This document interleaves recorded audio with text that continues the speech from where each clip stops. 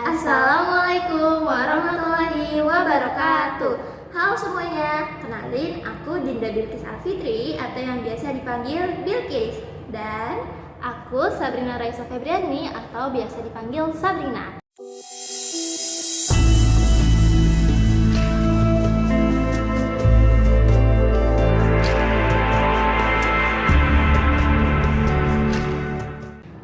Jadi hari ini kita bakal sedikit bahas tentang sejarah Jepang, yaitu dalam 3 periode penting. Yang pertama ada politik Sakoku, yang kedua restorasi Meiji, dan yang terakhir awal masuknya Jepang ke Indonesia sampai perjanjian Kalijati. Simak video kita ya.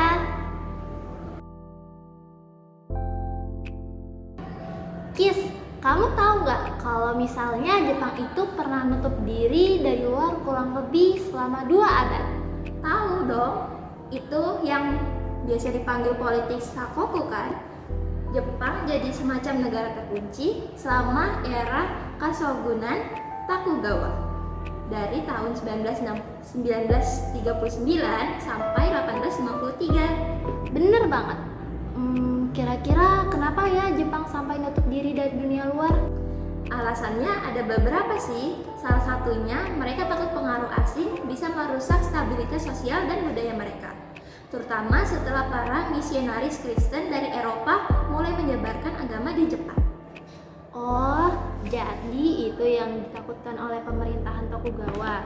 Mereka itu takut kalau misalnya rakyatnya itu lebih loyal ke agama yang baru daripada ke shogun.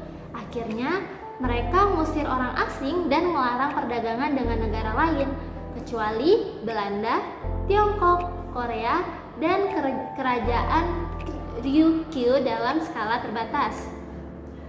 Iya, Belanda tetap diizinkan berdagang, tapi hanya di pulau Dejima aja di Nagasaki. Jadi Jepang tetap punya sedikit hubungan dengan dunia luar, tapi sangat-sangat terbatas. Tapi kamu tahu nggak kalau misalnya akhirnya itu ada yang berhasil ngetok pintu Jepang dan maksa mereka buat buka diri. Kira-kira siapa tuh? Commodore Matthew Perry kan dari Amerika Serikat. Tahun 1853 dia datang ke Teluk Edo dengan kapal perang yang besar yang dikenal sebagai Black Ship atau kapal hitam. Jepang yang saat itu belum punya teknologi militer langsung takut. Iya, dan akhirnya Jepang gak bisa nolak. Mereka menandatangani perjanjian Kanagawa pada tahun 1854 yang mengakhiri era Sakoku di Jepang. Dan akhirnya Jepang mulai membuka perdagangan dengan negara lain. Benar itu titik awal perubahan besar di Jepang yang membawa kita ke topik kedua, yaitu restorasi Meiji.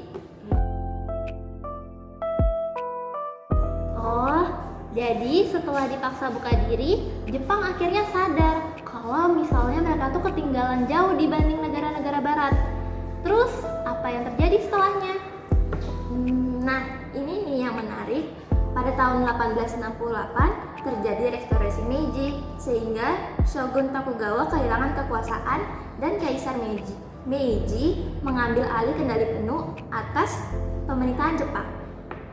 Oh, jadi sistem shogun yang udah berjalan berabad-abad tiba-tiba dihentikan ya? Iya, pemerintahan shogun dianggap sudah ketinggalan zaman dan pemerintahan mereka nggak bisa membawa Jepang maju.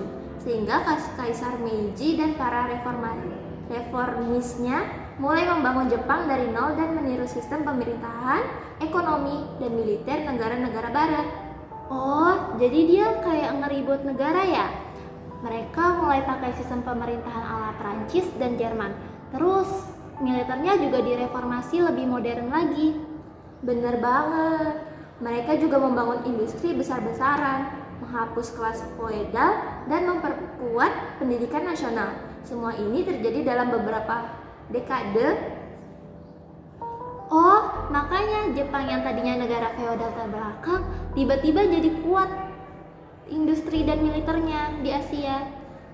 Iya, dan efeknya Jepang mulai ekspansi yang akhirnya membawa kita ke topik terakhir, yaitu bagaimana Jepang masuk ke Indonesia.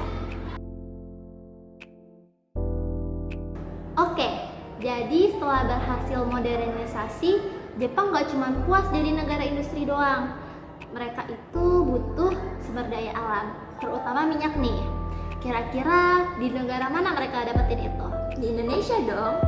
Jadi waktu itu Indonesia masih di bawah pemerintahan penjajahan Belanda dan sumber daya alam di Indonesia tuh sangat banyak. Jadi Jepang mulai bergerak ke Asia Tenggara dalam Perang Dunia Kedua. Bener banget, mereka mulai serangan ke wilayah Asia Tenggara pada tahun 1941, termasuk Filipina, Malaya, dan Indonesia. Tahu nggak kapan mereka pertama kali masuk ke Indonesia? Pas Januari 1942 nggak sih? Pasukan Jepang mendarat di Tarakan, Kalimantan yang kaya akan minyak. Dan dari situ mereka terus menyerang Jawa dan daerah-daerah lainnya juga. Bener banget, serangan Jepang itu cepat. Jadi mereka tuh pakai strategi Blitzkrieg ala Jerman dengan serangan yang cepat dan mendadak.